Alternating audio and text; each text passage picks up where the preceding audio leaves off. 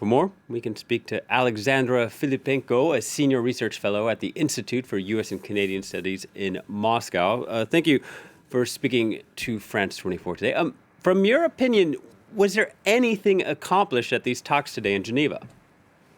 Oh, I'm always trying to be optimistic and hopeful, but we will know only in a few days, actually. And Russia was very precise that Russian delegation wanted a written statement by the American delegation. So Mr. Lavrov, during his press conference, he didn't really say anything in particular.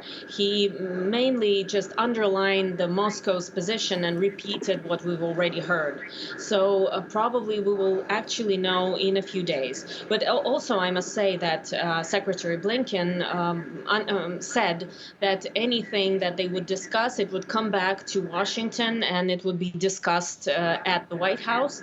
So in the end, probably, if anything was accomplished, we will know very soon. I'm always hopeful.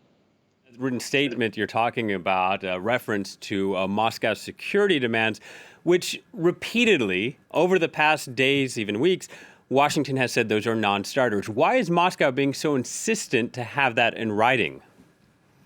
Well, this is something that I would say Kremlin plays as for the Russian audience, actually, because those words of NATO expansion that we've been hearing, they were revived only recently, and we've been hearing it. I've been hearing it in 1990s when it actually made sense, but now it doesn't really make that much sense because we understand that Ukraine and Georgia being part of NATO is a far-reaching question. If it happens, it won't happen in a fortnight because we know that for any country to become part of the North Atlantic Treaty Organization, all the members must unilaterally accept that new member. So an actual Ukraine actually being a part of this organization of NATO is a far-reaching issue. So I would say that this is actually used for propaganda purposes. And as of now, Kremlin understands that United States and NATO would not give those binding political agreements, and they definitely won't agree not to expand NATO because again, Russia is not a member state, so an outsider shouldn't or cannot actually ask for anything within NATO. So it's used as propaganda mainly.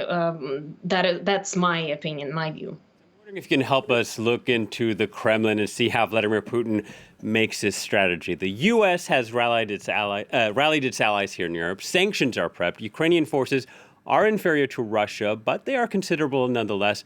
Russia doesn't have any international support for an invasion. So is this just about brinksmanship for Putin or something else?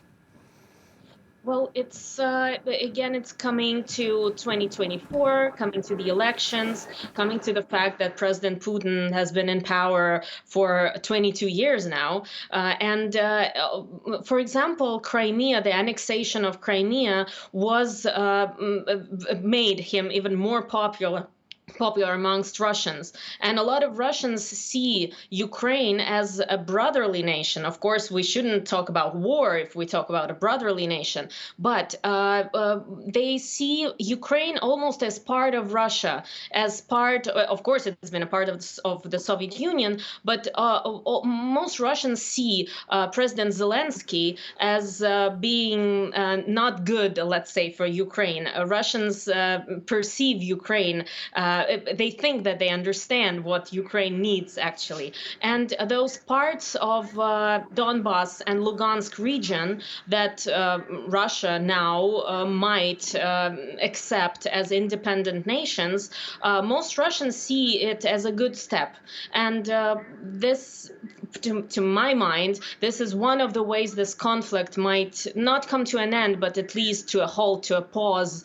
Maybe those parts of Donbas and Lugansk region might be accepted by Russian Federation as independent states. And this would mean for Kremlin would see it as its victory. But this would change a hot war, let's say, to this continuation of the Cold War. For now, the main point is to avoid an open conflict, of course. Yeah, and we're on that note, we're running out of time, but real quickly on that last note, how realistic is a prospect of a war, of an invasion? Oh, I'm optimistic. I think it's not realistic. We've heard that Minister Lavrov during his press conference again said that Russia is not part of the conflict, that it's an outsider, that what's happening in Ukraine is a conflict within Ukraine, actually, and that Donbass and Lugansk they themselves want to be independent. So if any Russian soldier crosses the border, this would mean an open conflict, and this would mean, again, missiles in Poland and in Estonia and Latvia, Lithuania, what Russia is trying to avoid. So I believe it's not possible. But of course, the whole world, United States and the whole world must be on alert, and because this is a real threat. All right, Alexandra, thank you very much for your analysis. Alexandra Filippenko from the Institute for U.S. and Canadian Studies in Moscow.